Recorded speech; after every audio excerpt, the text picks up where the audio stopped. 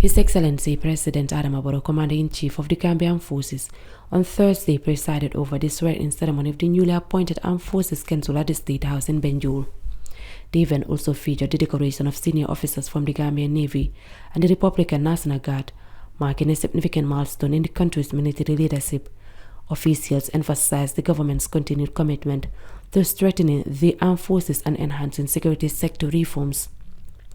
The Gambia Armed Forces Council, a constitutional body mandated under Section 189(1)G of the 1997 Constitution, is responsible for advising the President on defense policies, strategic matters, budgeting, administration, and other military affairs.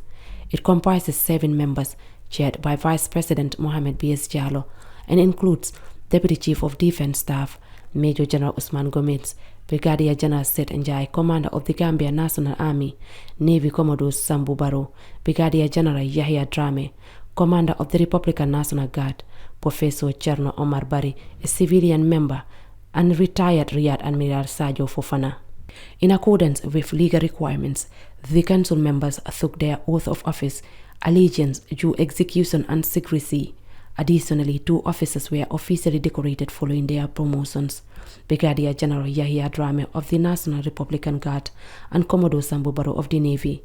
President Barrow, in his address, urged the council members to work closely with the Ministry of Defense and the Gambia Armed Forces to enhance operational effectiveness.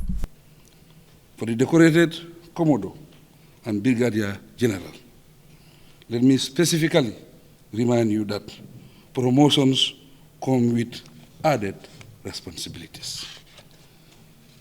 As the well-quoted adage teaches, to whom much is given, much more shall be expected.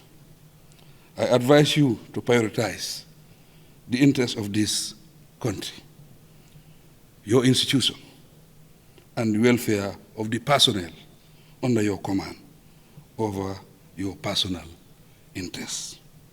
This will earn you the respect and loyalty you deserve. He reiterated his administration's commitment to supporting the council in fulfilling its mandate and advancing institutional and security sector reforms. I have no doubt that you all possess the wisdom and good judgment in the conduct of your tasks, and that you will continue to exhibit a high level of professionalism in the face of emerging security challenges. Always remember that the nation expects that you will also meaningfully contribute to the success story of the Gambia Armed Forces. Vice President Mohamed B.S. Jallow, in his remarks as the council chair, expressed gratitude to President Barrow for his continued trust and commitment to strengthening military leadership and governance structures. To the newly promoted and decorated general officers, today marks a significant milestone in your distinguished military careers. Your elevation to this high position comes with greater responsibilities and expectations. As you take command of the Navy and the Republican National Guard, I urge you to remain steadfast in your loyalty, uphold the Constitution, and lead by example. Your leadership must inspire discipline, professionalism, and commitment to duty among the men and women under your command.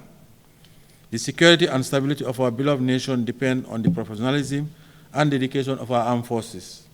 As leaders, it is incumbent upon us to foster unity, strengthen institutional capacities, and ensure that the Gambia's defense and security apparatus remains resilient against emerging challenges. Defense Minister Serin Murunjai and Chief of Defense Staff, Lieutenant General Mahmoud O.A. Cham, also spoke at the event, reaffirming their dedication to ensuring that military personnel receive adequate resources, training, and empowerment to effectively discharge their constitutional duties.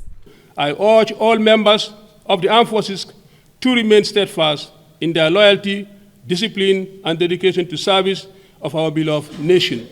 The responsibilities of protecting our sovereignty and ensuring peace and security is a sacred trust that requires our utmost commitment and professionalism.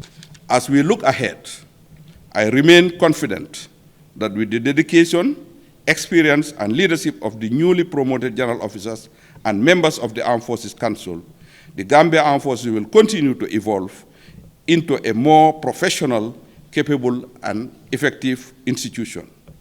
As leaders, we must always remember that the strength of our armed forces is measured not only by its equipment, but by the character and integrity of those who command it. President Barrow concluded by thanking the newly appointed council members for accepting their roles and extending his best wishes for their success in serving the nation.